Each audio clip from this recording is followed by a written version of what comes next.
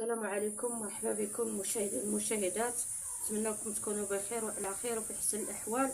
اليوم ان شاء الله غادي نشارك معكم الفيديو ديال المجبنه كي كنا نديروا الطريقه باش كنا نحكوا الحليب.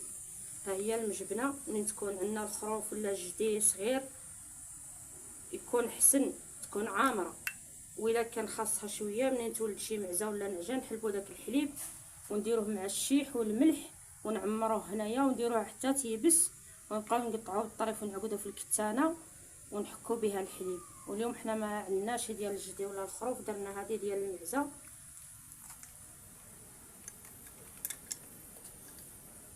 نزيدها شويه الملح ونديرها برا في الشمس تنشف حتى تنشف، ونجيب الحليب ونوريكم الطريقه كي كنا نديرو.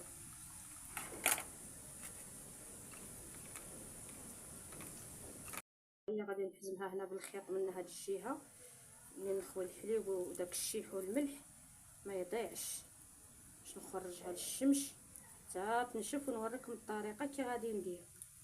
تنجيب الحليب،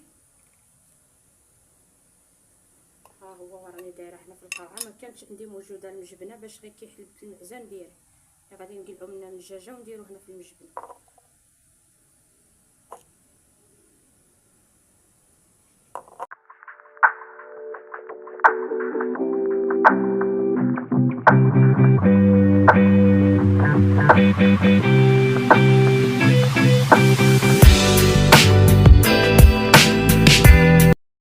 بالشيح واللبه ديال المعزه برحله تكون والده، ما يكونش واصل عليها ليله ولا ليله ونص، في نهارها تولد في نهارها نحلبوه ونديروه مع الشيح والملح ونديروه هنا في المجبنه.